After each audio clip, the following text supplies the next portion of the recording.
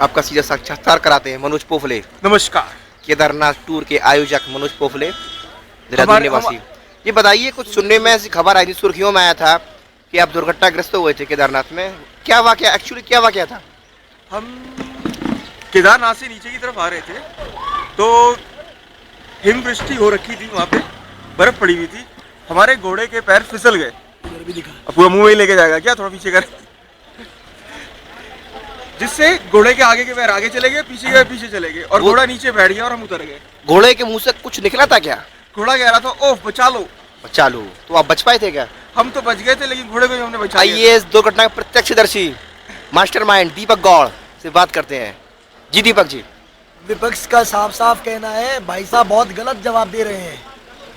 भाई साहब गाली गलौज करते आ रहे थे, पैर फिसला, नाली में गिरे, गिरने से पहले कह दिया कुछ नहीं हुआ, कुछ भी नहीं आपका हुआ। कहना है कि इसमें साजिश की बू आ रही है। साजिश की बू की बात यह है भाई साहब कि काम करते नहीं है, पाप बहुत किए हैं। बद्रीनाथ में गए थे तब भी लौंजा लिया था, अब की बार भी बहुत बड़ा लौंजा लिया है। अच्छा, घोड़े का पैर घंटा नहीं फिसला। जिस तरह से विशेषज्ञों की राय आई दीपक जी, विशेषज्ञों की राय आई है कि इनको तमगा दिया गया केदारनाथ के कविंदर है, केदारनाथ के महाकविंदर हैं ये।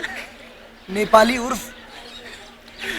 उर्फ चौमिन मोमो तो चले गए, आधे ये रास्ते रह छोड़ गए, गए। आधे रास्ते छोड़ गए। गुप्त काशी में हम अभी भी निर्वाण कर रहे हैं कि उनके पैर कहाँ पड़े थे। उनके चरणों की महक अभी तक यहाँ पर फल फूल रही है। लेकिन मनोज पोपले और कोर कॉन्फिडेंस गिरे बाद में हवा में ही कह दिया कोई दिक्कत नहीं, कुछ नहीं हुआ। तो मनोज जी क्या कर रहा है? आपके अभिन्न मित्र राजेंद्र जी रास्ते से ही चले गए। राजेंद्र की तबीयत खराब थी, उनकी गाड़ी का क्लच टूट गया था और उनके साथ उनके परम मित्र मैगी उफ विकास थे, जिनका मन नहीं था। वो देव भक्ति पे विश्वास नहीं करते हैं। आइए आपकी मुलाकात कराते हैं एक अद्भुत लौंडा जिसको गेस्ट अपीयरेंस के लिए लाए थे देहरादून, हुनरमंद जी आयुष मायूस महादेवन जी। बताइए अपने बारे में, क्या करते हैं आप? पढ़ रहा हूँ भाई जी। जीवन में कभी संघर्ष किया आपने? नहीं, क्यों? जरूरत ही नहीं पड़ी। जरूरत नहीं पड़ी भाई साहब। बोलो जोर से, जय माता की। जय माता की। ये वही आयुष हैं जिनको महामंडेश्वर लेके गए थे, मंचासीन हो गए थे वहाँ।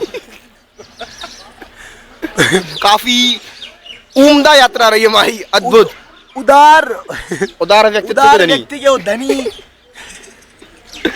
जी दीपक जी, जनता से एक बार दो लोग मिस हो रहे, उनके बारे में तो कुछ कहा ही नहीं आपने। आस्तीन में लपेट के सुलाया गया था आशुतोष उर्फ सपोले को, लेकिन जब देखा तो वो खो गए थे बिस्तर में, रजाई में लिपटे हुए मिले हैं। अभी देर हो गई है, 40 किलोमीटर उतर चुके हैं, लेकिन अभी तक उनका अता पता नहीं है। कटोरी में दूध पूछ लो। 1 घंटे बाद फिर से रिपोर्ट करेंगे। जब तक के लिए नमस्कार। दीपक चौरसिया, ABP न्यूज, नई दिल्ली। मैं कैमरामैन श्याम सुंदर के साथ मनोज पोफले।